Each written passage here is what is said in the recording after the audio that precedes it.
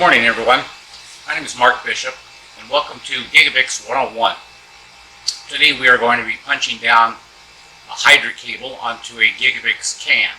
Behind me here you will see some already installed GigaBIX lines, partially done, and an open rack where we can put brand new switches. But we'll be focusing today on how do you punch down onto GigaBIX cans, and we'll be rejoining you in just a moment with a close-up of just exactly that.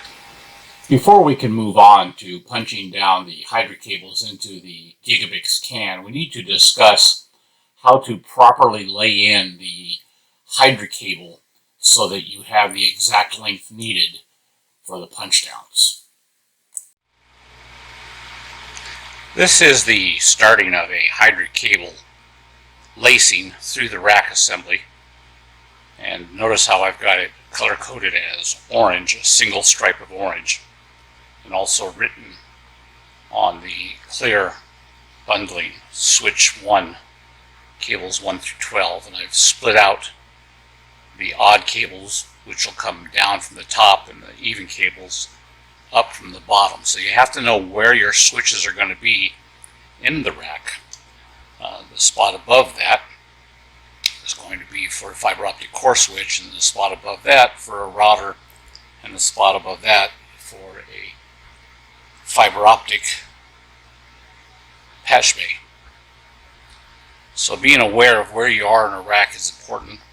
Keeping your cables identified, separated, and dressed as you go is also very important. Alright, so here we have two GigaBIX cans, one on the left without the GigaBIX connectors and designator strips, and the one on the right with the designator strips and connectors already installed.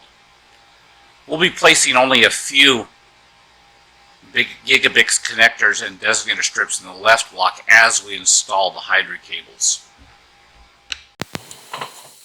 Okay, now let's check the final transitions from the overhead ladder down the wall through the D-rings and up to the GigaBIX cans before we proceed to the punch downs.